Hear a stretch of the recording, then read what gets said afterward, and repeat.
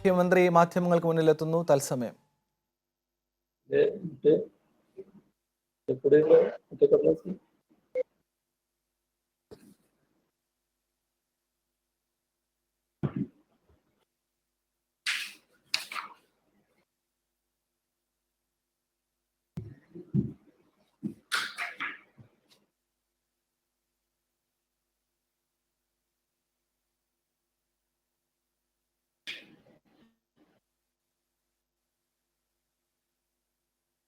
കഴിഞ്ഞ ഏതാനും ദിവസങ്ങളെ പോലെ തന്നെയാണ് ഇന്നത്തെയും അവസ്ഥ.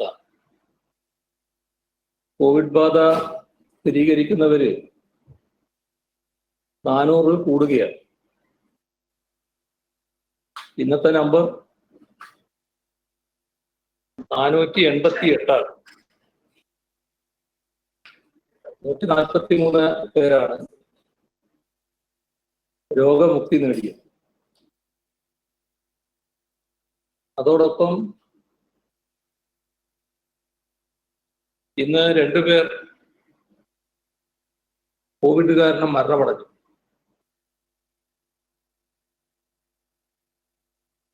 തിരുവനന്തപുരത്ത് 66 വയസ്സുള്ള സൈഫുദ്ദീൻ, എറണാകുളത്ത് 79 വയസ്സുള്ള PK ബാലകൃഷ്ണൻ. ഈ 2 പേർ കോവിഡ് കാരണം മരണമടഞ്ഞു. തിരുവനന്തപുരത്ത് 66 വയസ്സുള്ള സൈഫുദ്ദീൻ, എറണാകുളത്ത് 79 വയസ്സുള്ള PK ബാലകൃഷ്ണൻ. ഈ 2 പേരുടെയും വേർപാടിൽ അനുശോചനം രേഖപ്പെടുത്തുന്നു. ഇന്ന് രോഗം ബാധിച്ചവരിൽ 167 പേർ വിദേശത്ത് നിന്ന് വന്നവരാണ്. മറ്റ് സംസ്ഥാനങ്ങളിൽ നിന്ന് 76 പേരാണ്. സമ്പർക്കം മൂലം 234 പേർ. ഹെൽത്ത് വർക്കർമാർ 2, ITBP 2, BSF 2, DSC 4. ഇന്ന് ഫലം നെഗറ്റീവായവരുടെ ജില്ല തിരിച്ചുള്ള കണക്കെടുത്താൽ തിരുവനന്തപുരം 6, കൊല്ലം 26, പത്തനംതിട്ട 43, ആലപ്പുഴ 11, കോട്ടയം 6, ഇടുക്കി 4, എറണാകുളം 3, തൃശ്ശൂർ 17, പാലക്കാട് 7, മലപ്പുറം 15, കോഴിക്കോട് 4, കണ്ണൂർ 1. കഴിഞ്ഞ 24 മണിക്കൂറിനകം 12,104 സാമ്പിളുകൾ പരിശോധിച്ചു. 1,82,050 പേരാണ് നിരീക്ഷണത്തിലുള്ളത്. 3,694 പേർ ആശുപത്രികളിൽ. ഇന്ന് മാത്രം 570 പേരെ ആശുപത്രിയിൽ പ്രവേശിപ്പിച്ചു. ഇതുവരെ ആകെ 2,33,809 സാമ്പിളുകളാണ് പരിശോധനയ്ക്കായി അയച്ചത്. ഇതിൽ 6,449 സാമ്പിളുകളുടെ പരിശോധനാ ഫലം വരാനുണ്ട്. ഇതുകൂടാതെ സെന്റിനൽ സർവൈലൻസിൻ്റെ ഭാഗമായി മുൻഗണനാ ഗ്രൂപ്പുകളിൽ നിന്ന് 73,768 സാമ്പിളുകൾ ശേഖരിച്ചു. അതിൽ 66,636 സാമ്പിളുകൾ നെഗറ്റീവായി. സംസ്ഥാനത്തെ ഹോട്ട്സ്പോട്ടുകളുടെ എണ്ണം 195. പുതുതായി 16 ഹോട്ട്സ്പോട്ടുകളാണ് നിലവിൽ വന്നത്. ഇന്ന് ലഭിക്കുന്ന കണക്കുകൾ സംസ്ഥാനത്താകെ രോഗവ്യാപനം വർദ്ധിക്കുന്നതിൻ്റെ സൂചനയാണ്. ഇപ്പോൾ തിരുവനന്തപുരം ജില്ലയിൽ 69 പേർക്കാണ് ഇന്ന് രോഗബാധയുണ്ടായത്. അതിൽ 46 പേർക്ക് സമ്പർക്കം വഴിയാണ്. അതിനു പുറമെ എവിടെ നിന്ന് ബാധിച്ചു എന്നറിയാത്ത 11 കേസുകളുണ്ട്. ജില്ലയിലെ കണ്ടെയ്ൻമെൻറ്റ് സോണുകൾ, ക്രിട്ടിക്കൽ കണ്ടെയ്ൻമെൻറ്റ് സോണുകൾ, ബഫർ സോണുകൾ, ഇവിടങ്ങളിൽ നിരീക്ഷണവും പ്രതിരോധ പ്രവർത്തനങ്ങളും ശക്തമായി തുടരുകയാണ്. ജില്ലയിലെ 9 തദ്ദേശഭരണ സ്ഥാപനങ്ങളിലായി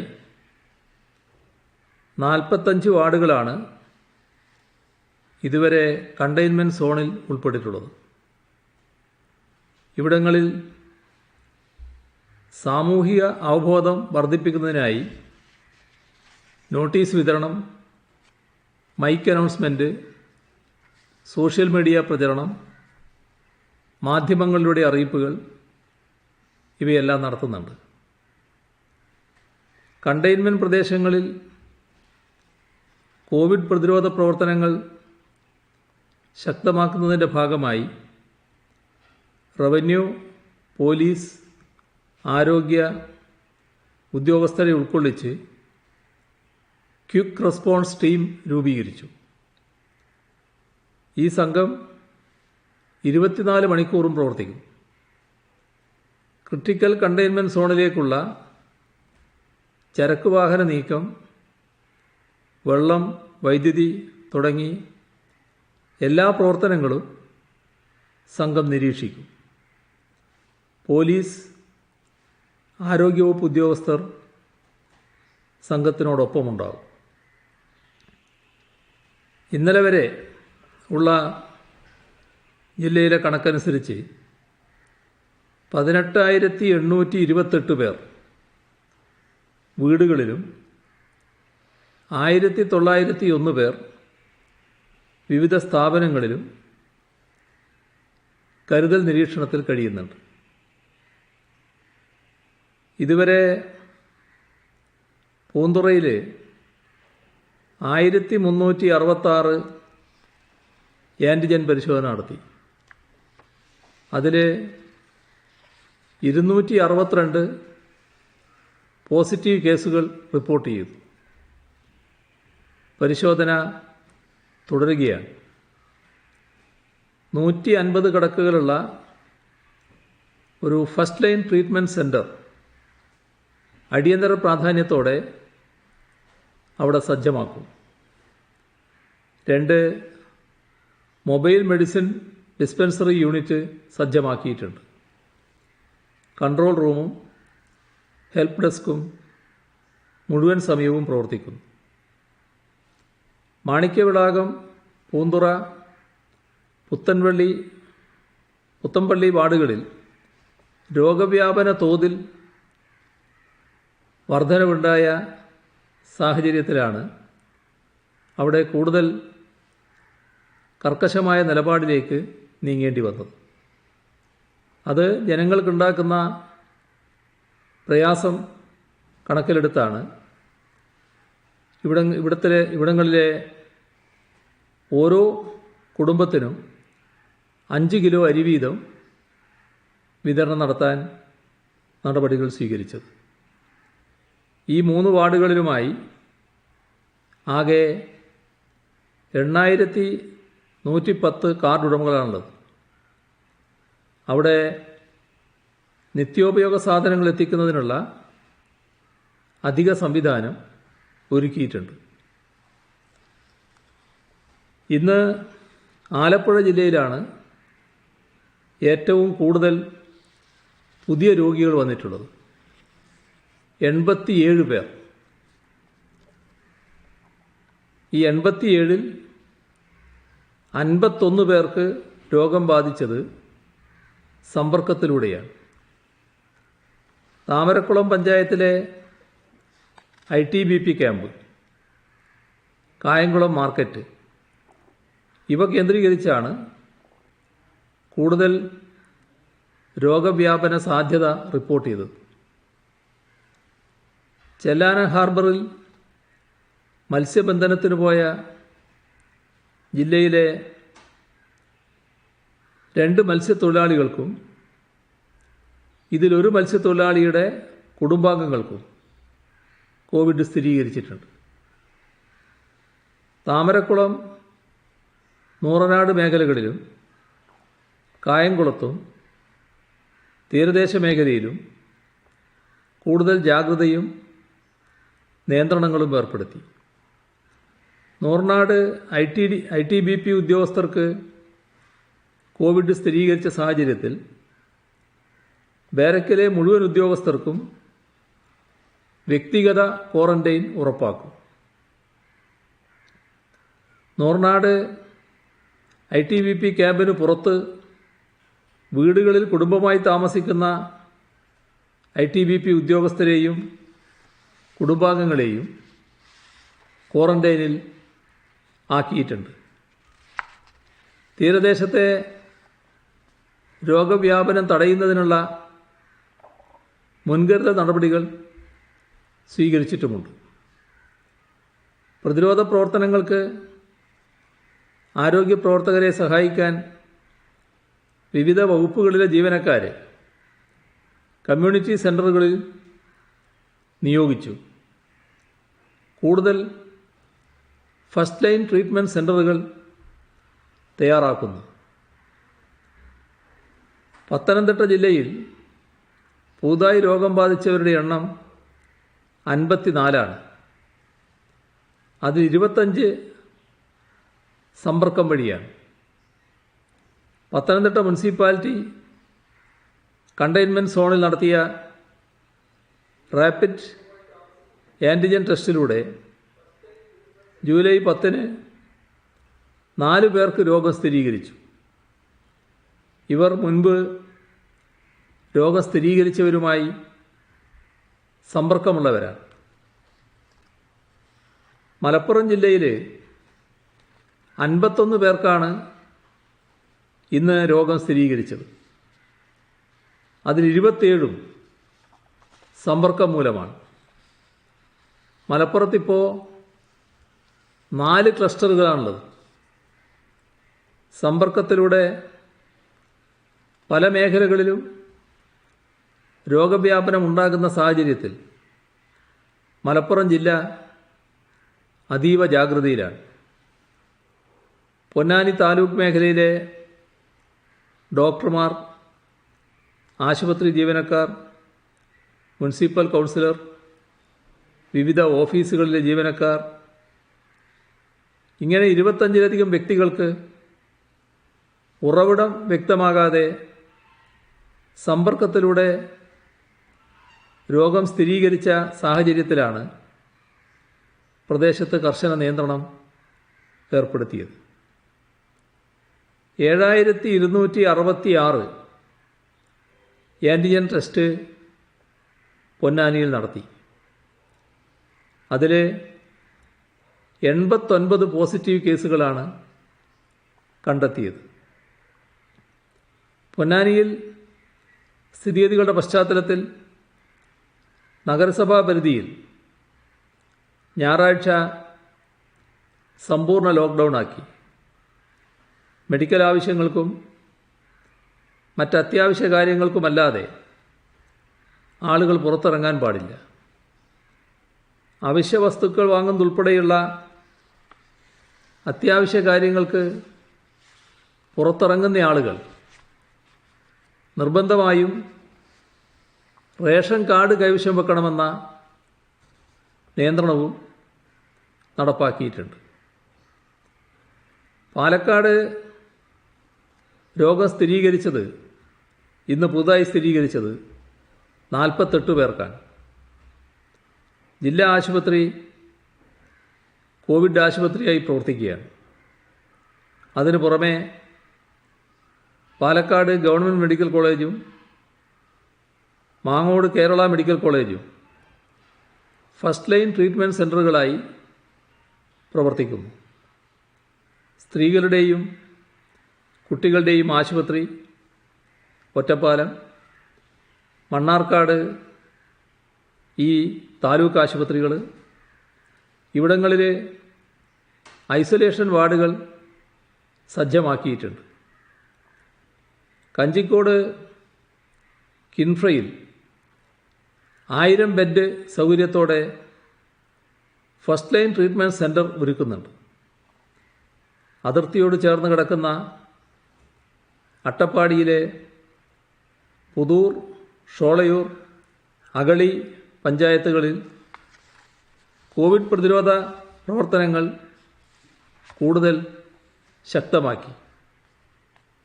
എറണാകുളം ജില്ലയിൽ 47 പേർക്കാണ് ഇന്ന് രോഗം സ്ഥിരീകരിച്ചത്. അതിൽ 30 പേര് സമ്പർക്കം മൂലമാണ്.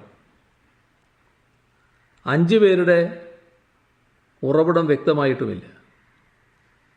ജില്ലയിൽ 45 കണ്ടെയ്ൻമെൻറ്റ് സോണുകളാണ് നിലവിലുള്ളത്. എറണാകുളം ജനറൽ ആശുപത്രിയിൽ പ്രവേശിപ്പിക്കപ്പെട്ട സ്ത്രീക്ക് കോവിഡ് സ്ഥിരീകരിച്ചതോടെയാണ് ചെല്ലാനം മേഖലയിൽ പരിശോധന ശക്തമാക്കിയത്. ഇവരുടെ കോൺടാക്റ്റ് ട്രേസിംഗ് ആരംഭിക്കുകയും 123 പ്രൈമറി കോൺടാക്റ്റുകളും 243 സെക്കൻഡറി കോൺടാക്റ്റുകളും കണ്ടെത്തുകയും ചെയ്തു. എല്ലാ പ്രൈമറി കോൺടാക്റ്റുകളിലും ടെസ്റ്റ് നടത്തി 13 പോസിറ്റീവ് കേസുകൾ ഈ ദിവസത്തിനുള്ളിൽ കണ്ടെത്താനായി. അതോടൊപ്പം സർവൈലൻസ് ശക്തമാക്കി. ജൂലൈ 9, 10 തീയതികളിലായി ഫീൽഡ് ടീം ആ പ്രദേശം സന്ദർശിക്കുകയും രോഗലക്ഷണങ്ങളുള്ള 161 പേരെ കണ്ടെത്തുകയും ചെയ്തു. ആലുവ മാർക്കറ്റിനോട് ബന്ധപ്പെട്ട് ജോലി ചെയ്തിരുന്ന 2 പേർക്ക് കോവിഡ് സ്ഥിരീകരിച്ചു. അതിനെ തുടർന്ന് ആലുവ മാർക്കറ്റിനെ ഒരു ക്ലസ്റ്റർ എന്ന നിലയിൽ പരിഗണിക്കുകയും രോഗം പടരാതിരിക്കാനുള്ള അടിയന്തര നടപടികൾ ആരംഭിക്കുകയും ചെയ്തു. രോഗബാധയുള്ള വാർഡുകൾ കണ്ടെയ്ൻമെൻറ്റ് സോണുകളായി പ്രഖ്യാപിച്ചു. ഏറ്റവും അടുത്ത എല്ലാ പ്രൈമറി കോൺടാക്റ്റുകളിലും ടെസ്റ്റ് നടത്തുകയും അതിനായി 3 മൊബൈൽ സ്വാബ് കളക്ഷൻ ടീമുകളെ നിയോഗിക്കുകയും ചെയ്തു. 448 സാമ്പിളുകൾ ശേഖരിച്ചു. അതിൽ 24 പോസിറ്റീവ് കേസുകൾ കണ്ടെത്താനായി. തൃശ്ശൂരിൽ ഇന്ന് രോഗബാധ 29 പേർക്കാണ്. മുളങ്കുന്നത്തുകാവ് കില ESI ആശുപത്രി, കൊരട്ടി ത്വക്രോഗ് ആശുപത്രി ഇവയെല്ലാം ഫസ്റ്റ് ലൈൻ ട്രീറ്റ്മെൻറ്റ് സെൻ്ററായി നിശ്ചയിച്ചിട്ടുണ്ട്. നാട്ടികയിൽ MA യൂസഫ് അലിയുടെ ഉടമസ്ഥതയിലുള്ള കെട്ടിടം സെക്കൻഡ് ലെയർ ട്രീറ്റ്മെൻറ്റ് സെൻ്ററാക്കാൻ വിട്ടു നൽകിയിട്ടുണ്ട്. ഇവിടെ 1000 ബെഡ് തയ്യാറാക്കും. മാർക്കറ്റുകളിൽ കർശന നിയന്ത്രണങ്ങൾ ഏർപ്പെടുത്തിയിട്ടുണ്ട്. Thrissur city police operation shield ദൗത്യം ഏറ്റെടുത്ത് നടപ്പാക്കി വരുന്നുണ്ട്. തൃശ്ശൂർ മെഡിക്കൽ കോളേജിൽ വൈറോളജി ലാബ് പ്രവർത്തിക്കുന്നത് കൂടാതെ 2 നെഗറ്റീവ് പ്രഷർ ഓപ്പറേഷൻ തിയേറ്ററുകൾ സജ്ജമാക്കുകയും പ്ലാസ്മ ചികിത്സ ആരംഭിക്കുകയും ചെയ്തു. ഇന്ന് കണ്ണൂരിൽ 19 പേർക്കാണ് രോഗബാധ. കോവിഡ് ചികിത്സക്ക് കൂടുതൽ സംവിധാനമൊരുക്കാനുള്ള നടപടികൾ പുരോഗമിക്കുകയാണ്. ആദ്യത്തെ ഫസ്റ്റ് ലൈൻ ട്രീറ്റ്മെൻറ്റ് സെൻ്ററായി പരിയാരം ആയുർവേദ ആശുപത്രി പ്രവർത്തനം ആരംഭിച്ചു. എല്ലാ മാർക്കറ്റുകളിലും ലോറി ജീവനക്കാർക്ക് വിശ്രമ സൗകര്യം ഒരുക്കുന്നുണ്ട്. കണ്ണൂർ മിംസ് ആശുപത്രിയെ കോവിഡ് ചികിത്സാ കേന്ദ്രമായി പ്രഖ്യാപിച്ചു. ഇന്ന് കാസർഗോഡ് 18 പേർക്കാണ് കോവിഡ് സ്ഥിരീകരിച്ചത്. അതിൽ 7 പേർക്ക് സമ്പർക്കം മൂലമാണ്. അതിലെ 2 പേർക്ക് എവിടെ നിന്ന് ബാധിച്ചു എന്ന് വ്യക്തമായിട്ടില്ല. സംസ്ഥാനത്ത് കോവിഡ് 3ാം ഘട്ട രോഗവ്യാപനം ആരംഭിച്ചതിനു ശേഷം ആദ്യമായി കാസർഗോഡ് ജില്ലയിൽ വെള്ളിയാഴ്ച 12 പേർക്ക് സമ്പർക്കത്തിലൂടെ കോവിഡ് സ്ഥിരീകരിച്ചിരുന്നു. 4 പച്ചക്കറി കടകളിൽ നിന്നും ഒരു പഴവിൽപ്പന കടയിൽ നിന്നുമാണ് ഇതിൽ 5 പേർക്ക് രോഗം സ്ഥിരീകരിച്ചത്. സമ്പർക്കത്തിലൂടെ രോഗവ്യാപനം വർദ്ധിക്കുന്ന സാഹചര്യത്തിൽ മാർക്കറ്റ് പ്രദേശങ്ങളിൽ ജൂലൈ 17 വരെ നിയന്ത്രണങ്ങൾ ഏർപ്പെടുത്തിയിട്ടുണ്ട്. കാസർഗോഡ് നിന്ന് മംഗലാപുരത്ത് പോയി പച്ചക്കറി കൊണ്ടുവരുന്ന വാഹനങ്ങൾക്ക് പ്രത്യേകം പാസ് ഏർപ്പെടുത്തി. 540 പേരെ കിടത്തി ചികിത്സിക്കാവുന്ന ടാറ്റ കോവിഡ് ആശുപത്രിയുടെ നിർമ്മാണം അവസാന ഘട്ടത്തിലാണ്. ചട്ടഞ്ചാലിനടുത്ത് പൂർത്തിയായി വരുന്ന ഈ ആശുപത്രിയുടെ നിർമ്മാണം ഈ മാസം കൊണ്ട് പൂർണ്ണതയിലെത്തുമെന്നാണ് പ്രതീക്ഷിക്കുന്നത്. കൊല്ലത്ത് ഇന്ന് 18 പേർക്കാണ് രോഗബാധ സ്ഥിരീകരിച്ചത്. സമ്പർക്കം 7 പേരാണ്. ഉറവിടം വ്യക്തമാകാത്തത് 2 പേരാണ്. കൊല്ലം ജില്ലയിൽ മത്സ്യവില്പനക്കാരായ 3 പേർക്ക് രോഗം സ്ഥിരീകരിച്ചത് ആശങ്കയുണ്ടാക്കുന്നതാണ്. ഇവരിൽ നിന്നും സമ്പർക്കത്തിലൂടെ ഇവരുടെ ബന്ധുക്കൾ ഉൾപ്പെടെ 15ഓളം പേർക്ക് രോഗബാധയുണ്ടായി.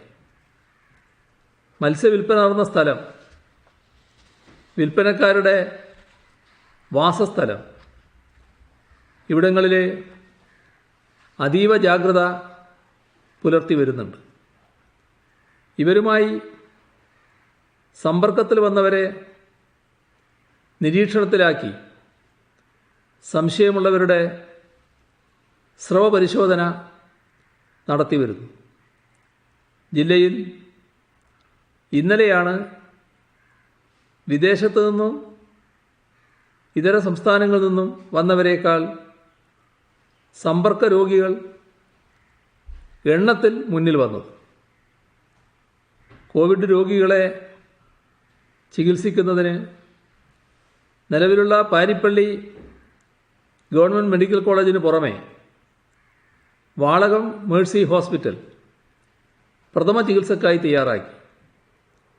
മറ്റു കേന്ദ്രങ്ങളിലും കിടക്കകൾ സജ്ജമായി വരുന്നു. ഇന്ന് കോഴിക്കോട് 17 പേർക്കാണ് കോവിഡ് ബാധിച്ചത്. സമ്പർക്കത്തിലൂടെ 8 പേർക്ക്. ഇവിടെ കോഴിക്കോട് നഗരത്തിലെ വലിയങ്ങാടി, പാളയം, SM സ്ട്രീറ്റ്, സെൻട്രൽ മാർക്കറ്റ് ഇവ നിയന്ത്രിത മേഖലകളായി പ്രഖ്യാപിച്ചിട്ടുണ്ട്. വാഹനഗതാഗതത്തിനും പൊതുജനങ്ങളുടെ സഞ്ചാരത്തിനും ഇവിടങ്ങളിൽ നിയന്ത്രണം ഏർപ്പെടുത്തിയിട്ടുണ്ട്. കോട്ടയത്ത് ഇന്ന് 15 പേർക്കാണ് രോഗം ബാധിച്ചത്. സമ്പർക്കം 4 പേർ. 2 കോവിഡ് ആശുപത്രികളിലും 3 പ്രാഥമിക പരിചരണ കേന്ദ്രങ്ങളിലുമാണ് രോഗികളെ പ്രവേശിപ്പിച്ചിട്ടുള്ളത്. വയനാട് ഇന്ന് 11 പേർക്ക് രോഗം സ്ഥിരീകരിച്ചു. ആദിവാസി മേഖലകളിൽ നിരീക്ഷണത്തിനും രോഗപ്രതിരോധ പ്രവർത്തനങ്ങൾക്കുമായി പ്രത്യേക ആക്ഷൻ പ്ലാൻ തയ്യാറാക്കി. ഹൈ റിസ്ക്, ലോ റിസ്ക് കോളനികളെ പ്രത്യേകം കണ്ടെത്തിയിട്ടുണ്ട്. കോളനിയിൽ കേസ് റിപ്പോർട്ട് ചെയ്യപ്പെട്ടാൽ റിസ്ക് ഫാക്ടർ പരിശോധിച്ച് ആവശ്യമെങ്കിൽ എല്ലാവരെയും ക്വാറന്റൈനിലേക്ക് മാറ്റുകയാണ് ഇപ്പോൾ ചെയ്യുന്നത്. ഇടുക്കിയിൽ ഇന്ന് 5 പേർക്കാണ് രോഗം സ്ഥിരീകരിച്ചത്. ജില്ലയിൽ ദിനംപ്രതി കോവിഡ് കേസുകൾ കൂടി വരുന്ന സാഹചര്യമാണ് നിലനിൽക്കുന്നത്. ഇടുക്കി മെഡിക്കൽ കോളേജ്, തൊടുപുഴ ജില്ലാ ആശുപത്രി എന്നിവിടങ്ങളിലാണ് ഇപ്പോൾ രോഗികളെ പ്രവേശിപ്പിക്കുന്നത്. കൂടുതൽ കേന്ദ്രങ്ങൾ തയ്യാറായി വരുന്നു. ഇതിനിടയിൽ കോവിഡ് പ്രതിരോധത്തെ തകർക്കാനുള്ള ശ്രമങ്ങളുണ്ടാകുന്നതിനെക്കുറിച്ച് കഴിഞ്ഞ ദിവസം ഞാൻ പറഞ്ഞിരുന്നു. അതിൻ്റെ പ്രത്യാഘാതം വലുതാകും എന്ന് സൂചിപ്പിക്കുകയും ചെയ്തിരുന്നു. പക്ഷേ ഇന്നും ചില കേന്ദ്രങ്ങളിൽ സുരക്ഷാ മുൻകരുതലുകളെയും നിയന്ത്രണങ്ങളെയും കൂട്ടാക്കാതെ സമരങ്ങൾ സംഘടിപ്പിക്കുന്നത് കണ്ടു. ഇത് എന്തിൻ്റെ പേരിലായാലും അനുവദിക്കാനാവില്ല. പ്രകൃതി ദുരന്തങ്ങളും മറ്റും വന്നപ്പോൾ മറ്റെല്ലാം മാറ്റിവെച്ച് പ്രതിരോധത്തിന് ഒന്നിച്ചിറങ്ങിയ അനുഭവമുള്ള നാടാണിത്. കോവിഡ് പ്രോട്ടോകോൾ ലംഘിച്ച് നടത്തുന്ന സമരങ്ങളെ പ്രോത്സാഹിപ്പിക്കുന്നതും നേതൃത്വം നൽകുന്നതും കുറ്റകരമാണ് എന്ന് ബന്ധപ്പെട്ടവരെ ഒരിക്കൽ കൂടി ഓർമ്മിപ്പിക്കുന്നു. സമ്പർക്കം മുഖേനയുള്ള കേസുകൾ കൂടുകയാണ്. ആ സാഹചര്യത്തിൽ ബ്രേക്ക് ദ ചെയിൻ ക്യാമ്പയിൻ കൂടുതൽ ശക്തമായി മുന്നോട്ട് കൊണ്ടുപോകാനാവണം. സാമൂഹ്യ അകലം കർശനമായി പാലിക്കാനാവണം. കൈകൾ ഇടയ്ക്കിടെ സോപ്പ് ഉപയോഗിച്ച് ശുചിയാക്കാൻ എല്ലാവരും ശ്രദ്ധിക്കണം. അതുപോലെ തന്നെ പൊതു ഇടങ്ങളിൽ മാസ്കിൻ്റെ ഉപയോഗം പ്രധാനപ്പെട്ടതാണ്. രോഗം ഒരാളിൽ നിന്നും മറ്റൊരാളിലേക്ക് പകരാതിരിക്കാൻ മാസ്കുകൾ സഹായിക്കുന്നുണ്ട്. കോവിഡ് രോഗബാധിതനായ ഒരാളും മറ്റൊരു വ്യക്തിയും മാസ്ക് ഇല്ലാതെ അടുത്തടുത്ത് വരുന്ന സാഹചര്യത്തിൽ രോഗം പകരാനുള്ള സാധ്യത വളരെ കൂടുതലാണ്. എന്നാൽ രണ്ടാളുകളും മാസ്ക് വളരെ കൂടുതലാണ്. എന്നാൽ രണ്ടാളുകളും മാസ്ക് ധരിച്ചുകൊണ്ടാണ് നിൽക്കുന്നതെങ്കിൽ രോഗം പകരാനുള്ള സാധ്യത കുറവാണ്. അതുകൊണ്ട് തന്നെ പൊതുസ്ഥലങ്ങളിൽ മാസ്കുകൾ നിർബന്ധമായും എല്ലാവരും ധരിക്കേണ്ടതുണ്ട്. അതോടൊപ്പം കാണേണ്ടത് മാസ്ക് ധരിച്ചതുകൊണ്ട് എല്ലാമായി എന്ന് കരുതരുത്. ശാരീരിക അകലം പാലിച്ചില്ലെങ്കിൽ മാസ്ക് ധരിച്ചതുകൊണ്ട് മാത്രം ഗുണമുണ്ടാകില്ല. ശാരീരിക അകലം പാലിക്കുക, കൈകൾ നിരന്തരം വൃത്തിയാക്കുക, മാസ്ക് ധരിക്കുക. ഈ 3 കാര്യങ്ങളും ഒരേ സമയം പാലിക്കണം.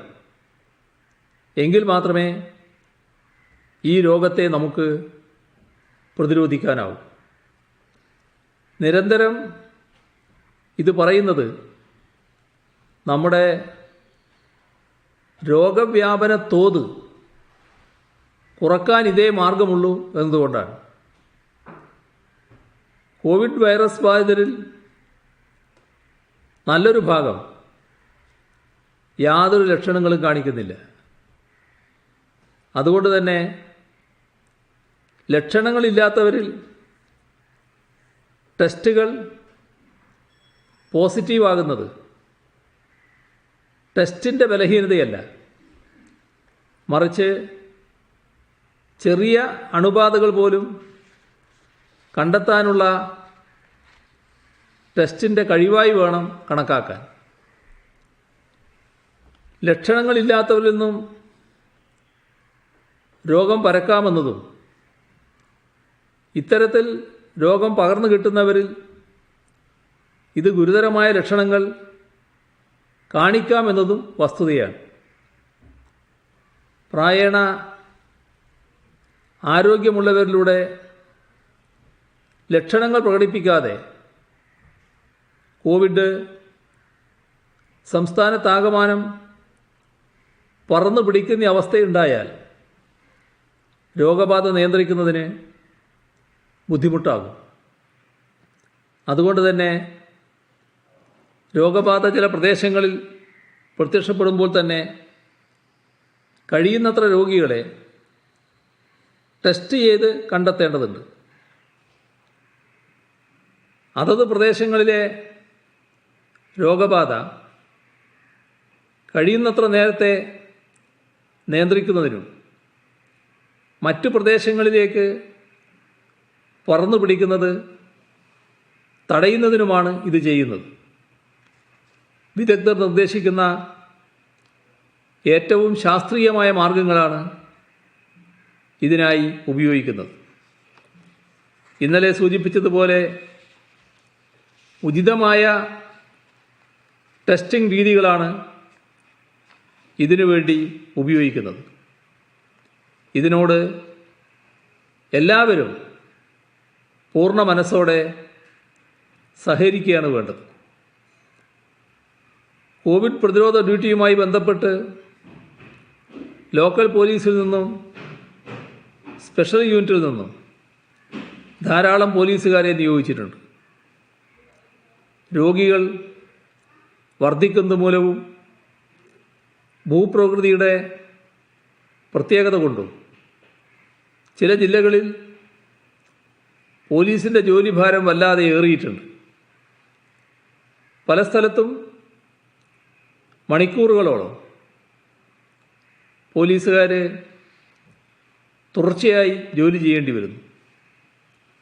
ദൂരസ്ഥലങ്ങളിൽ താമസിക്കുന്നവർക്ക് യഥാസമയം ജോലിക്കെത്താൻ കഴിയാതെ വരുന്നതും ശ്രദ്ധയിൽപ്പെട്ടിട്ടുണ്ട്. ഈ സാഹചര്യത്തിൽ പോലീസ് ഉദ്യോഗസ്ഥരെ ദിവസം കുറഞ്ഞത് 2 ഷിഫ്റ്റുകളിലായി ഡ്യൂട്ടിക്ക് നിയോഗിക്കുന്നതാവും ഉചിതമെന്ന് നിർദ്ദേശം നൽകിയിട്ടുണ്ട്. നേരത്തെ നൽകിയ നിർദ്ദേശമാണിത്. കുറേ സ്ഥലങ്ങളിൽ നടപ്പാക്കപ്പെട്ടതുമാണ്. സ്പെഷ്യൽ യൂണിറ്റിൽ നിന്ന് നിയോഗിച്ചിട്ടുള്ള പോലീസ് ഉദ്യോഗസ്ഥരെ അവരുടെ താമസ സ്ഥലത്തിനടുത്തുള്ള പ്രദേശത്ത് നിയോഗിക്കണമെന്നും നിർദ്ദേശിച്ചിട്ടുണ്ട്. പോലീസിലെ സ്റ്റേറ്റ് വെൽഫെയർ ഓഫീസറും ADGPയുമായ കെ പത്മകുമാർ എല്ലാ ജില്ലകളും സന്ദർശിച്ച് പോലീസുകാരുടെ ക്ഷേമം സംബന്ധിച്ച റിപ്പോർട്ട് ദിവസേന സംസ്ഥാന പോലീസ് മേധാവിക്ക് നൽകാൻ നിർദ്ദേശിച്ചിട്ടുണ്ട്. പോലീസുകാർക്ക് ആവശ്യത്തിന് ആരോഗ്യ സുരക്ഷാ ഉപകരണങ്ങൾ ലഭ്യമാക്കും. കുടിവെള്ളവും ഭക്ഷണവും ലഭ്യമാക്കാനുള്ള നടപടി സ്വീകരിക്കും. പോലീസുകാരെ നിയോഗിച്ചിരിക്കുന്ന പ്രദേശങ്ങൾ മുതിർന്ന പോലീസ് ഓഫീസർമാർ സന്ദർശിക്കും, അവരുടെ ക്ഷേമം അന്വേഷിക്കും. ഇനിയൊരു കാര്യം ഇതുമായി ബന്ധപ്പെട്ട് മാധ്യമങ്ങളോടാണ് പറയാനുള്ളത്. ഇന്ന് ഒരു പ്രധാന പത്രം ഒരു വ്യാജ വാർത്ത നൽകിയത് ശ്രദ്ധയിൽപ്പെട്ടു. പൂന്തുറ പ്രദേശം ക്രിട്ടിക്കൽ കണ്ടെയ്ൻമെൻറ്റ് സോണായി മാറിയ ഘട്ടത്തിൽ ചില കുൽസിത ശക്തികൾ അഭ്യൂഹങ്ങൾ പരത്തി ജനങ്ങളെ തെരുവിലിറക്കിയത് ഇന്നലെ നാം കണ്ടതാണ്. ആ പ്രദേശത്തെ ജനങ്ങളെ ബോധവൽക്കരിച്ച് ഈ മഹാമാരിയിൽ നിന്ന് രക്ഷ നേടാനുള്ള മാതൃകാപരമായ പ്രവർത്തനങ്ങളിൽ ഏർപ്പെടുന്ന സന്നദ്ധ പ്രവർത്തകരും അവിടെയുണ്ടായിരുന്നു. എന്നാൽ ഇന്ന് ഒരു മാധ്യമം ചിത്രം സഹിതം പ്രസിദ്ധീകരിച്ച വാർത്ത ഇത്തരം പ്രവർത്തനങ്ങളെ അട്ടിമറിക്കാനും സ്വദേശത്തോടെ പ്രവർത്തിക്കുന്ന ഇത്തരം പ്രവർത്തകരെ മോശക്കാരായി ചിത്രീകരിക്കാനുമാണ്. ആ വ്യാജ ചിത്രത്തിലുള്ളത് ഇടതുപക്ഷ പ്രവർത്തകരായ ബേലിദാസും ബേബി മാത്യുവുമാണ്. വിശ്വാസികളായ പ്രദേശവാസികൾ പുരോഹിതന്മാരുടെ വാക്കുകൾക്ക് വില കൽപ്പിക്കുന്നവരാണ്. ജനങ്ങൾ തെരുവിലിറങ്ങിയപ്പോൾ സ്വാഭാവികമായും അവരെ സമാധാനിപ്പിക്കാൻ, സത്യാവസ്ഥ ബോധിപ്പിക്കാൻ, സാമൂഹ്യ വ്യാപനത്തിനിടയാകാതെ പിന്തിരിപ്പിക്കാൻ സർക്കാർ സാധ്യമായ രീതിയിലെല്ലാം നാട്ടുകാരെ സമീപിച്ചു. അതിനായി പുരോഹിതന്മാരുടെയും പ്രാദേശിക നേതാക്കളുടെയും സഹായവും തേടി. അപ്പോൾ അവിടെ നിന്നെടുത്ത ദൃശ്യങ്ങളിൽ നിന്ന് പുരോഹിതന്മാരെയും പോലീസിനെയും അടർത്തി മാറ്റി. കോവിഡ് മാനദണ്ഡങ്ങൾ ലംഘിച്ചുകൊണ്ട് ജനങ്ങളെ തെരുവിലിറക്കിയത് സർക്കാരിനോട് ചേർന്ന് നിൽക്കുന്നവരാണ് എന്ന് പ്രചരിപ്പിക്കുന്നത് അത് മാധ്യമ നൈതികതയല്ല. കോവിഡ് ഭീതിയിലല്ലാതായാൽ പോലും, അല്ലാത്ത ഘട്ടത്തിലായാലും ചെയ്യാൻ പാടില്ലാത്ത കാര്യമാണ്. തീരദേശത്ത് കൂടുതൽ ശ്രദ്ധ കൊടുക്കേണ്ട അവസ്ഥ വന്നത് ആരുടെയും കുറ്റം കൊണ്ടല്ല, ആളുകൾ തമ്മിൽ കൂടുതൽ ഇടപഴകുന്ന അവസ്ഥ അവിടെ ഉള്ളതുകൊണ്ടാണ്.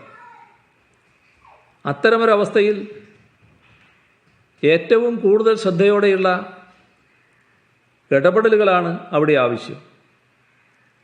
ദൈനംദിനം കടലിൽ പോയി ജീവനോപാധി കണ്ടെത്തുന്ന നമ്മുടെ സഹോദരങ്ങൾ കോവിഡ് നിയന്ത്രണങ്ങൾ മൂലം വിഷമിക്കുകയാണ്. അവർക്ക് ആകാവുന്ന സഹായങ്ങളെല്ലാം നൽകേണ്ട ഘട്ടവുമാണിത്. കേരളം മഹാപ്രളയം നേരിട്ടപ്പോൾ എല്ലാം മറന്ന് നമ്മുടെ സ്വന്തം സൈന്യമായി രക്ഷാപ്രവർത്തനത്തിന് ഇറങ്ങിയവരാണ് തീരദേശത്ത് ഇന്ന് ദുരിതം അനുഭവിക്കുന്നത്.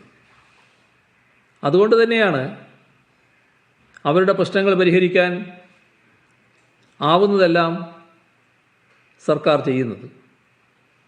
ഇങ്ങനെയുള്ളൊരു ഘട്ടത്തിൽ ആ പ്രവർത്തനങ്ങൾക്ക് പിന്തുണ നൽകുകയാണ് മാധ്യമങ്ങളുടെയും എല്ലാ രാഷ്ട്രീയ കക്ഷികളുടെയും സാമൂഹ്യ സംഘടനകളുടെയും കടമ എന്ന് ഒരിക്കൽ കൂടി ഓർമ്മിപ്പിക്കട്ടെ. അവർക്ക് നമ്മുടെ യോജിച്ച പിന്തുണ നൽകിയേ തീരും. ഇന്ന് മാസ്ക് ധരിക്കാത്ത 5274 സംഭവങ്ങൾ റിപ്പോർട്ട് ചെയ്തിട്ടുണ്ട്. ക്വാറന്റൈൻ ലംഘിച്ച 14 പേർക്കെതിരെ കേസ് രജിസ്റ്റർ ചെയ്യുകയും ചെയ്തിട്ടുണ്ട്. ഇത്രയുമാണ് ഇന്ന് പങ്കിടാനുള്ള വിവരങ്ങൾ.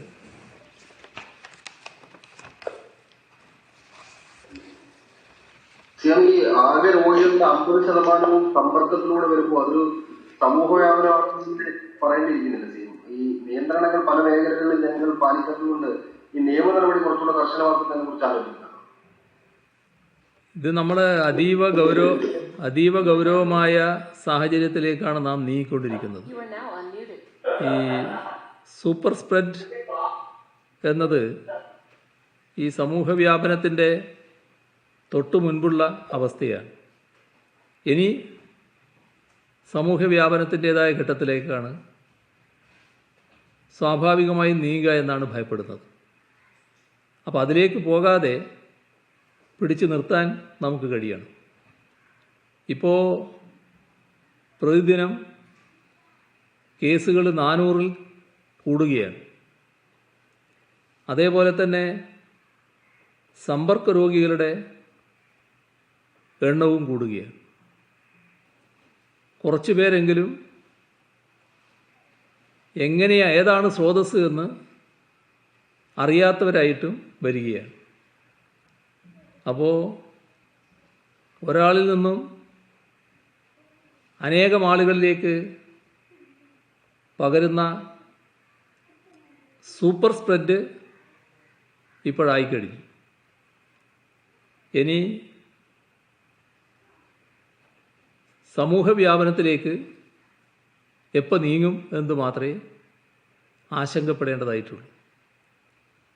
അപ്പോൾ വളരെ കരുതലോടെ അതൊഴിവാക്കാനാണ് നാം കൂട്ടായി ശ്രമിക്കേണ്ടത്.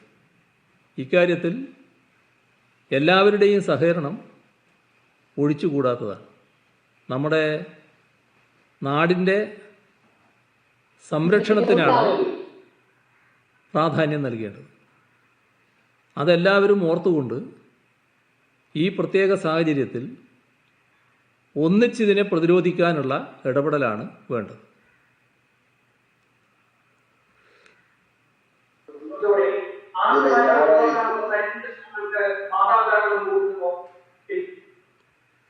ഒന്നും കേട്ടില്ല, മനസ്സിലായില്ല, വ്യക്തതയായില്ല.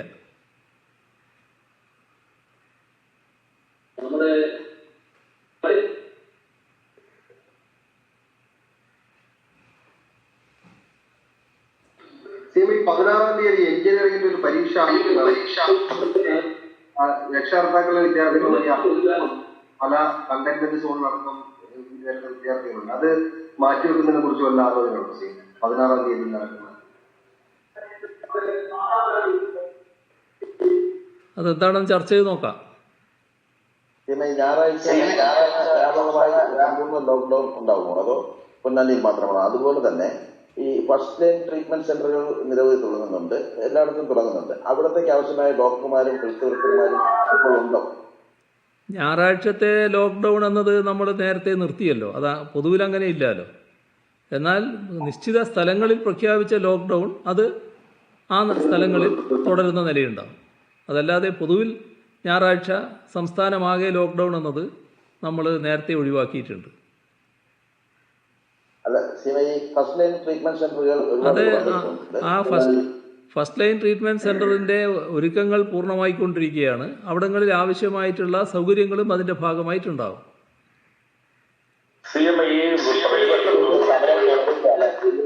സമരത്തെ കുറിച്ച് പറഞ്ഞു. ഈ സമരം അവർ നടത്തുന്നത് ഒരു അന്വേഷണം, സംസ്ഥാനം ഒരു അന്വേഷണം പ്രഖ്യാപിച്ചുകൊണ്ടാണ്. പ്രത്യേകിച്ച് ഈ വ്യാജ സർട്ടിഫിക്കറ്റ് അടക്കമുള്ള കാര്യങ്ങളെ കുറിച്ച് അന്വേഷണം വേണമെന്ന് പറഞ്ഞാണ് ഇപ്പൊ സമരം നടക്കുന്നത്. ഞാൻ പറഞ്ഞല്ലോ ആ കാര്യത്തിൽ, അതെല്ലാം ഇന്നലെ പറഞ്ഞു കഴിഞ്ഞ കാര്യമാണ്. അതിൽ തന്നെ കറങ്ങാൻ താല്പര്യമുള്ളവർക്ക് അവസാനം അതിലേക്ക് വരാം. ഇതിനെപ്പറ്റി എന്തെങ്കിലും ഉണ്ടെങ്കിൽ പറയും നിങ്ങൾ. ഇതാണല്ലോ നാടിപ്പോൾ ഏറ്റവും കൂടുതൽ നേരിട്ടുകൊണ്ടിരിക്കുന്ന കാര്യം. ഇന്നലെ CM പറഞ്ഞിരുന്നത് ഈ CM, ഈ മാർക്കറ്റ് പ്ലേസുകൾ ചുറ്റി ഈ ക്ലസ്റ്ററുകൾ രൂപപ്പെടുകയാണല്ലോ സംസ്ഥാനത്ത്. ഈ മാർക്കറ്റുകളിലേക്ക് ഇതര സംസ്ഥാനങ്ങളിൽ നിന്നുള്ള ലോറികളും അതുപോലെ അതുമായി ബന്ധപ്പെട്ടുള്ള വ്യക്തികളും എല്ലാം എത്തിച്ചേരുന്നതാണോ? അത് പ്രധാനപ്പെട്ട ക്ലസ്റ്ററുകളായി സംസ്ഥാനമെമ്പാടും ഇങ്ങനെ രൂപം കൊള്ളാൻ കാരണം? അപ്പോൾ അത് നിയന്ത്രിക്കാനായിട്ടുള്ള പ്രത്യേകമായിട്ടുള്ള ഇപ്പോൾ മംഗലാപുരത്ത് പോകുന്നതിന് നിയന്ത്രണം പോലെ തന്നെ തിരുവനന്തപുരത്ത് നിന്നും മറ്റും കന്യാകുമാരി ജില്ലയിലേക്കും മറ്റും പോകുന്നതിന് എന്തെങ്കിലും നിയന്ത്രണങ്ങൾ കൂടുതൽ ഉണ്ടാകുമോ? മാർക്കറ്റുകളിലേക്കുള്ള വാഹനങ്ങളുടെ വരവ് ഒരു പ്രശ്നം തന്നെയാണ്. പക്ഷേ നമ്മുടെ സംസ്ഥാനത്ത് വാഹനങ്ങൾ വരേണ്ടതില്ല എന്നൊരു നിലപാട് നമുക്ക് എടുക്കാൻ പറ്റില്ല. എന്നാൽ ആയിരക്കണക്കിന് വാഹനങ്ങളാണ് സംസ്ഥാനത്തിനകത്തേക്ക് വരുന്നത്. ഇപ്പം അതിന് ഏർപ്പെടുത്തുന്ന ഒരു സംവിധാനം ഇന്നലെ ഞാൻ പറഞ്ഞുവെന്നാണ് എൻ്റെ ഓർമ്മ. ഓരോ ചെക്ക് പോസ്റ്റിൽ നിന്നും വാഹനം കടക്കുമ്പോൾ തന്നെ എവിടത്തേക്കാണോ പോകുന്നത്, ആ ചരക്കുമായിട്ട് പോകുന്ന വാഹനത്തിൻ്റെതാണ്, എവിടത്തേക്കാണോ പോകുന്നത് അത് രേഖപ്പെടുത്തും. അപ്പോൾ തന്നെ പോലീസ് ആ വിവരം ബന്ധപ്പെട്ട സ്ഥലത്ത് അറിയിക്കും. അപ്പോൾ എവിടെയാണോ എത്തുന്നത് ആ എത്തുന്ന സ്ഥലത്തെ തദ്ദേശഭരണ സ്ഥാപനം അവർക്കാവശ്യമായ റെസ്റ്റ് ചെയ്യാനുള്ള സ്ഥലം ഒരുക്കും. ഇത്രയും നടപടികൾ ഇപ്പം തന്നെ നിർദ്ദേശം കൊടുത്തു കഴിഞ്ഞിട്ടുണ്ട്. അത് നടന്നുകൊണ്ടിരിക്കുന്നുണ്ട്. മത്സ്യമേഖലയുമായി ബന്ധപ്പെട്ട് ചില മാർക്കറ്റുകളുമായി ബന്ധപ്പെട്ട് ചില രോഗവ്യാപന പ്രശ്നങ്ങൾ വന്നിട്ടുണ്ട്. അതും കുറച്ച് ഗൗരവമുള്ളതാണ്. അതുകൊണ്ട് ചില മാർക്കറ്റ് അടച്ചിടുന്ന അവസ്ഥ വന്നിട്ടുമുണ്ട്. അതിലും തുടർ നടപടികൾ ചിലത് സ്വീകരിക്കേണ്ടതായിട്ട് വരും.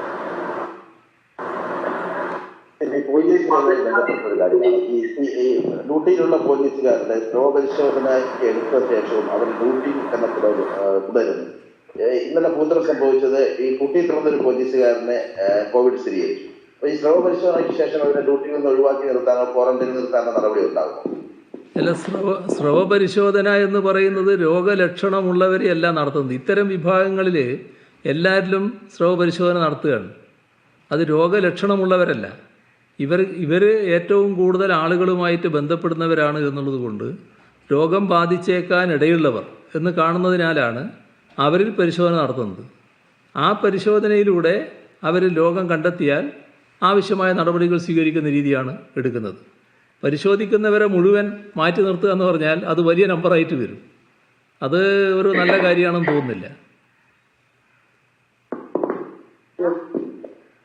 രണ്ട് കാര്യങ്ങൾ. ഒന്ന്, 11 മണി വരെയാണ് ഇപ്പോഴത്തെ കടകൾ. ജനകീയമായ വിഭവങ്ങളുള്ള സാഹചര്യമുണ്ട്. അവർക്ക് ഭക്ഷണ സാധനങ്ങൾ വാങ്ങിക്കാൻ പറ്റുന്നില്ല. പല സ്ഥലത്തും നീണ്ട ക്യൂവും കാണുന്നുണ്ട്. അങ്ങനെ നല്ല വ്യാപകമായ പരാതികളുണ്ട്. ഈ 11 മണി വരെ കടകൾ തുറക്കുന്ന അത് തുറക്കുന്ന അധികം കൂടുന്ന മണിക്കൂറുകൾ കൂട്ടുന്ന എന്തെങ്കിലും സാഹചര്യം ഇപ്പോൾ തലസ്ഥാനത്തുണ്ടോ? അതുകൊണ്ട് രണ്ടാമത്തെ കൂടി കാര്യം എന്ന് പറയുമ്പോൾ അന്ന് കഴിഞ്ഞ വിവാദവുമായിട്ട് ബന്ധപ്പെട്ട് തന്നെയാണ്. സ്വർണ്ണക്കടത്തിന്റെ കേസിൽ കുറ്റകൃത്യം അറിഞ്ഞിട്ടും എന്തുകൊണ്ട് FIR എടുക്കുന്നില്ല എന്നാണ് പ്രതിപക്ഷ നേതാവിന്റെ ചോദ്യം. ഈ രണ്ട് ചോദ്യത്തിനും എന്താണ് CMന്റെ മറുപടി? സ്ഥലത്തിന്റെ കാര്യത്തിൽ, സ്ഥലവുമായി ബന്ധപ്പെട്ട കാര്യത്തിൽ നമ്മുടെ സംസ്ഥാനത്ത് കൃത്യമായ പരിശോധനകൾ നടക്കുകയാണ്. ആ പരിശോധനയുടെ ഭാഗമായി കാര്യങ്ങൾ കണ്ടെത്താൻ ഇപ്പം തന്നെ കഴിയുന്നുണ്ട് എന്നുള്ളതാണ് വസ്തുത. രണ്ടാമത്തെ ചോദ്യം നിങ്ങൾ എല്ലാം കൂടി അവസാനം നമുക്കെടുക്കാം. ഇതിൻ്റെ ഭാഗത്ത് നിൽക്ക് തൽക്കാലം, എന്നിട്ട് അവസാനം എടുക്കാം. കടകൾ തുറക്കുന്ന കാര്യത്തിൽ പറഞ്ഞില്ല. കടകൾ തുറക്കുന്ന കാര്യത്തെ കുറിച്ച് വ്യക്തത വന്നില്ല. 11 മണി വരെ മാത്രമേ കടകൾ തുറക്കുന്നുള്ളൂ. വാങ്ങിക്കാൻ കഴിയാത്ത ഒരു സാഹചര്യം. അതിൽ കാണേണ്ടത് ഈ തിരുവനന്തപുരത്തെ ട്രിപ്പിൾ ലോക്ക്ഡൗൺ ആകെ ട്രിപ്പിൾ ലോക്ക്ഡൗൺ എന്ന നിലയിലേക്ക് പോകുന്നില്ല എന്നൊരു നിലയിലാണ് ഇപ്പോൾ നിൽക്കുന്നത്. ലോക്ക്ഡൗൺ എന്ന നിലയിലേക്കാണ് വരിക. അതിൻ്റെ ഭാഗമായി കടകൾ തുറക്കുന്നതിൽ സ്വാഭാവികമായും വളവും വരും. ട്രിപ്പിൾ ലോക്ക്ഡൗൺ നിലനിൽക്കുന്ന ചില പ്രദേശങ്ങളുണ്ടാവും. ആ പ്രദേശങ്ങളിലുള്ള പ്രശ്നങ്ങളിൽ എങ്ങനെ അയവ് വരുത്താൻ കഴിയുമെന്നുള്ളതും ഇതിൻ്റെ ഭാഗമായി ആലോചിക്കും. 15,000-ഓളം സാമ്പിളുകൾ ദിവസവും പരിശോധിക്കുന്ന CM നേരത്തെ പറഞ്ഞിരുന്നു. സാമ്പിളുകൾ എടുക്കുമോ? ഈ സ്വകാര്യ ആശുപത്രികളിൽ കോവിഡ് ചികിത്സയുമായി ബന്ധപ്പെട്ട് എന്തെങ്കിലും തീരുമാനമായിട്ടുണ്ടോ? അത് നീണ്ടുപോവാണ്. സ്വകാര്യ ആശുപത്രികളിലെ കോവിഡ് ചികിത്സയുമായി ബന്ധപ്പെട്ട കാര്യങ്ങളിൽ നല്ല പുരോഗതി ഉണ്ടായിട്ടുണ്ട്. അവരുമായി ചർച്ച നടന്നിട്ടുണ്ട്. കാര്യങ്ങളിൽ ധാരണയായിട്ടുണ്ട്. ഏതെല്ലാം ആശുപത്രികളെന്ന കണക്കുകൾ റെഡിയായിട്ടുണ്ട്. ഓരോ സ്ഥലത്തും ആശുപത്രികൾ ഏതൊക്കെയാണ് എന്ന് കണക്കാക്കിയിട്ടുണ്ട്. നല്ല സഹകരണമാണ് സ്വകാര്യ ആശുപത്രികളുടെ ഭാഗത്തുണ്ടായിട്ടുള്ളത്. ആവശ്യത്തിന് സജ്ജമാകുന്ന നില പൊതുവെ വന്നു കഴിഞ്ഞിട്ടുണ്ട്.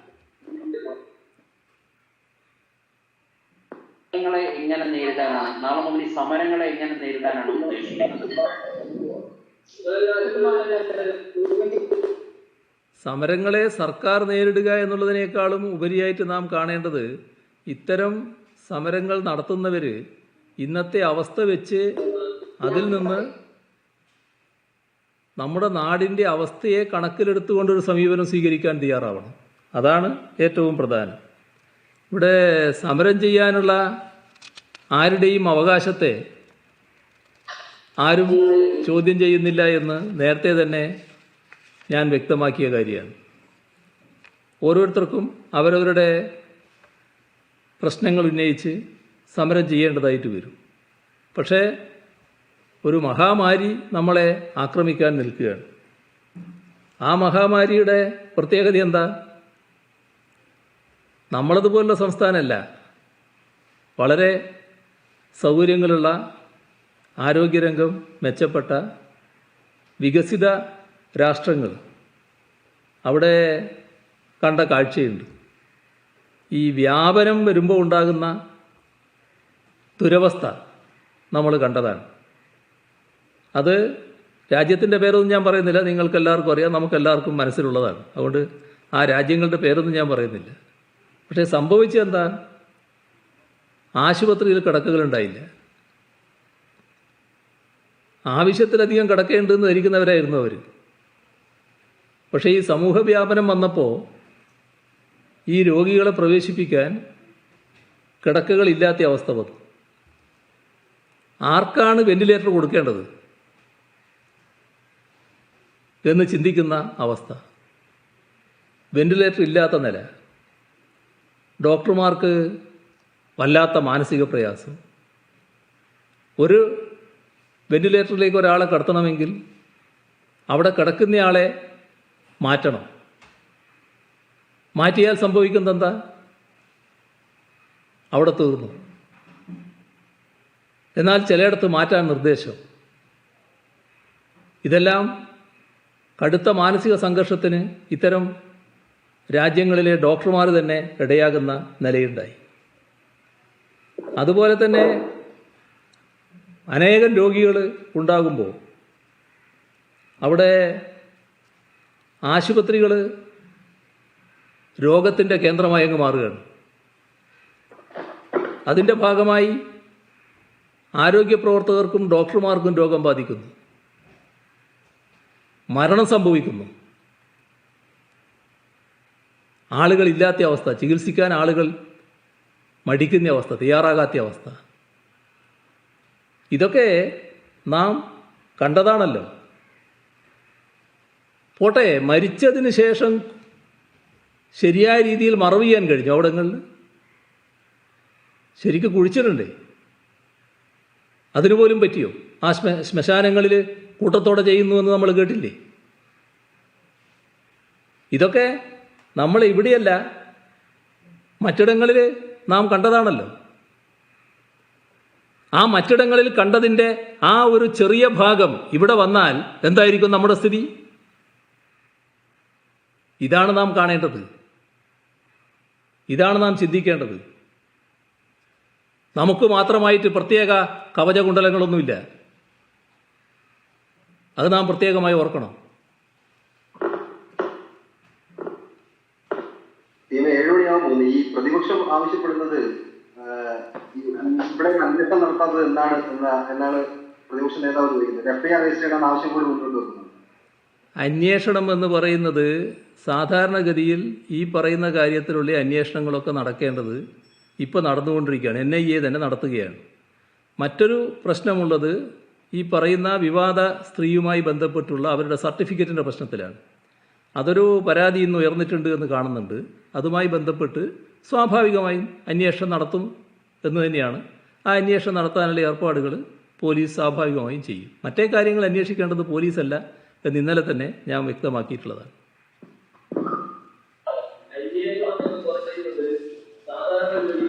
CM ഏതാനും ദിവസങ്ങളായി കേരളം നേരിടുന്ന ഏറ്റവും രൂക്ഷമായ ഒരു പ്രതിസന്ധിയെക്കുറിച്ച് CM തുടർച്ചയായി സംസാരിച്ചുകൊണ്ടിരിക്കുകയാണ്. കേരളം ആകെ ഒറ്റക്കെട്ടായി നിൽക്കേണ്ട സമയത്ത് തന്നെയാണ് പ്രതിപക്ഷം നിരന്തരമായി ഈ സമരം നടത്തുന്നത്. അപ്പോൾ ഒരു രാഷ്ട്രീയമായ അവസരം ഉപയോഗിച്ച് എന്തെങ്കിലും നേടാനാവോ എന്നതിനൊപ്പം നമ്മുടെ ഈ കോവിഡ് പ്രതിരോധ പ്രവർത്തനത്തെ എങ്ങനെയെങ്കിലും അട്ടിമറിക്കുക എന്നുള്ളൊരു ഗൂഢാലോചന പിന്നിൽ ഉണ്ട് എന്ന് സംശയിക്കാം. ഞാൻ കഴിയാവുന്നത്ര കടുത്ത വാചകങ്ങൾ ഉപയോഗിക്കാതിരിക്കണമെന്ന് ആഗ്രഹിച്ചുകൊണ്ടാണ് ഇരിക്കുന്നത്. നമ്മുടെ നാട്ടിൽ മരണം വ്യാപിക്കണം എന്നാരും ആഗ്രഹിക്കാൻ പാടില്ല. നിർഭാഗ്യവശാൽ ഇതിൻ്റെയൊക്കെ ഭാഗമായിട്ട് നമുക്ക് നിയന്ത്രിക്കാൻ കഴിയാത്തൊരു സാഹചര്യം വന്നേക്കാം. അത് ഒഴിവാക്കലാണ് പ്രധാനം. ഒരു പ്രത്യേക സംഭവങ്ങൾ ഉയർന്നു വരുമ്പോൾ അതൊരു ഇതുപോലത്തെ രോഗങ്ങളാകാം, മഹാമാരികളാകാം, വലിയ പ്രകൃതി ദുരന്തങ്ങളാവാം. ഇപ്പം നമ്മൾ സുനാമി നേരിട്ടവരാണ്, പ്രളയം നേരിട്ടവരാണ്. ആ ഘട്ടത്തിലെല്ലാം നമുക്ക് ഒന്നിച്ചു നിന്നതിനെ നേരിടാൻ പറ്റിയിട്ടുണ്ട്. സുനാമിയുടെ ഘട്ടത്തിൽ ഇവിടെ പ്രതിപക്ഷത്തിരിക്കുന്ന ഞങ്ങൾ ആ ഘട്ടത്തിലൊരു പ്രക്ഷോഭ രംഗത്തായിരുന്നു. സുനാമി വന്നപ്പോൾ തന്നെ ആ പ്രക്ഷോഭങ്ങൾ ആകെ നിർത്തിവെച്ചു. എല്ലാ രീതിയിലും അതുമായി സഹകരിക്കാൻ തയ്യാറായി. ഇതൊക്കെ മനുഷ്യ സ്നേഹപരമായി ചിന്തിക്കുന്ന ഏതൊരു പ്രസ്ഥാനവും സ്വീകരിക്കുന്ന നിലപാടാണ്. ഞങ്ങൾ ലംഘിക്കും, ഇതിൻ്റെ പ്രോട്ടോക്കോളൊന്നും ഞങ്ങൾക്ക് ബാധകമല്ല എന്ന് പ്രഖ്യാപിച്ചുകൊണ്ട് ഒരു നേതൃനിര തന്നെ സമരത്തിലേക്ക് വരിക എന്ന് പറയുന്നതിൻ്റെ അർത്ഥം എന്താണ്? വരട്ടെ, എന്തെന്ന് വരാനാണ് പറയുന്നത്? ഏതാണ് അവർ ആഗ്രഹിക്കുന്ന നില? അതാണ് നാം ചിന്തിക്കേണ്ട കാര്യം. അതിലേക്കല്ല പോകേണ്ടത്. ഞാൻ ഇപ്പോഴും അഭ്യർത്ഥിക്കുന്നത്, ഇതൊരു പ്രത്യേക ഘട്ടമാണ്. സൂപ്പർ സ്പ്രെഡ് നല്ലതുപോലെ വരുന്നു. ഇനി അടുത്ത ഘട്ടത്തിലേക്ക് നാം പോയാൽ വളരെ പ്രത്യേകതയാർന്ന നിലയിലേക്ക് പോകും. ഇന്നത്തെ റിസൾട്ട് പരിശോധിച്ചാൽ തീരദേശ മേഖലയുമായി ബന്ധപ്പെട്ടൊരു അത്യന്തം ഉത്കണ്ഠാകുലമായ അവസ്ഥയുണ്ട്. നാം എല്ലാം ഒന്നിച്ച് ഒറ്റക്കെട്ടായി ഇതിനെ പ്രതിരോധിക്കാൻ ഇറങ്ങേണ്ടതാണ്. ഇതിനേക്കാളും മോശമായ അവസ്ഥയിലുണ്ടായിരുന്ന രാഷ്ട്രങ്ങൾ അവർക്ക് പിടിച്ചു നിൽക്കാനായിട്ടുണ്ട്. അതൊന്നിച്ച് ശ്രമിച്ചതിൻ്റെ ഭാഗമായിട്ടാണ്. നമുക്കതിന് കഴിയുമെന്ന് നാം നേരത്തെ തെളിയിച്ചതാണ്. അത് നമുക്ക് തിരിച്ചു പിടിക്കാൻ കഴിയണം. അതിനെല്ലാവരും സഹകരിക്കണം. അതാണ് എനിക്ക് ഈ ഘട്ടത്തിൽ അഭ്യർത്ഥിക്കാനുള്ളത്.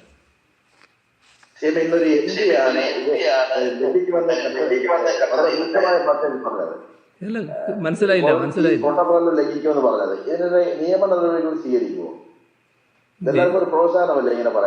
നിയമ നടപടികൾ സ്വീകരിക്കൽ ഒരു മാർഗമാണ്. അതല്ലാലോ വഴി. സാധാരണഗതിയിൽ ഈ ഉത്തരവാദപ്പെട്ട പ്രസ്ഥാനങ്ങളുടെ നേതാക്കന്മാർ അവരെ ജനങ്ങളെ പ്രതിനിധീകരിച്ചുകൊണ്ടാണല്ലോ പറയുന്നത്. ആ ജനങ്ങളെ കണ്ടുകൊണ്ടുള്ള നിലപാട് സ്വീകരിക്കണ്ടേ? സ്വീകരിക്കുന്ന നിലപാട് ജനവിരുദ്ധമായി പോകാൻ പാടുണ്ടോ? ജനങ്ങളെ ആപത്തിലേക്ക് തള്ളിവിടുന്ന നിലപാടെടുക്കാൻ പാടുണ്ടോ? അതല്ലേ നാം ചിന്തിക്കേണ്ടത്. മറ്റത് സർക്കാരിൻ്റെ സാധാരണഗതിയിലുള്ള വഴിയാണല്ലോ. ആ വഴി മാത്രം എല്ലാവരും നോക്കേണ്ടത്. ജനങ്ങളുടെ കൂടെയല്ലേ നാം എല്ലാവരും നിൽക്കുന്നത്. ആ ജനങ്ങളെ മറന്നുകൊണ്ടൊരു കളി കളിക്കാൻ പാടുണ്ടോ? അതുകൊണ്ട് എനിക്ക് അഭ്യർത്ഥിക്കാനുള്ളത്, മറ്റ് കാര്യങ്ങളെല്ലാം നമുക്ക് പിന്നീട് നോക്കാം. ഇതൊരു പ്രത്യേക ഘട്ടമാണ്. ഈ ഘട്ടത്തെ നമുക്ക് ഒന്നിച്ചു നിന്ന് നേരിടാനാവണം. എല്ലാവരുടെയും സഹകരണം, പിന്തുണ ഈ കാര്യത്തിൽ ഉണ്ടാവണം. ഇതാണ് അഭ്യർത്ഥിക്കാനുള്ളത്. ബാക്കി നമുക്ക് പിന്നീടാവാം.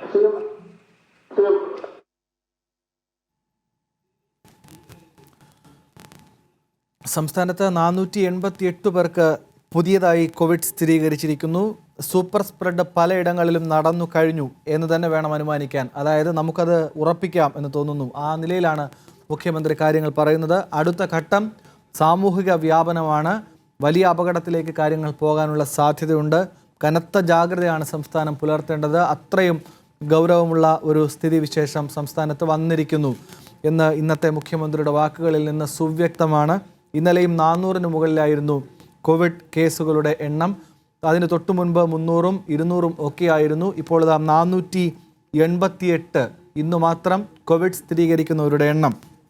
ഇതിൽ 234ഓളം ആളുകൾക്ക് സമ്പർക്കത്തിലൂടെ രോഗം ഉണ്ടായിരിക്കുന്നു എന്നതാണ് ഏറ്റവും ഗൗരവമായ കാര്യം. സംസ്ഥാനത്ത് 3694 പേർ ആശുപത്രികളിലാണ്. 570 പേരെ ഇന്നു മാത്രം ആശുപത്രിയിൽ കോവിഡ് ലക്ഷണങ്ങളോടെ പ്രവേശിപ്പിച്ചു എന്നതും വളരെ ഗൗരവമുള്ള വാർത്തയാണ്.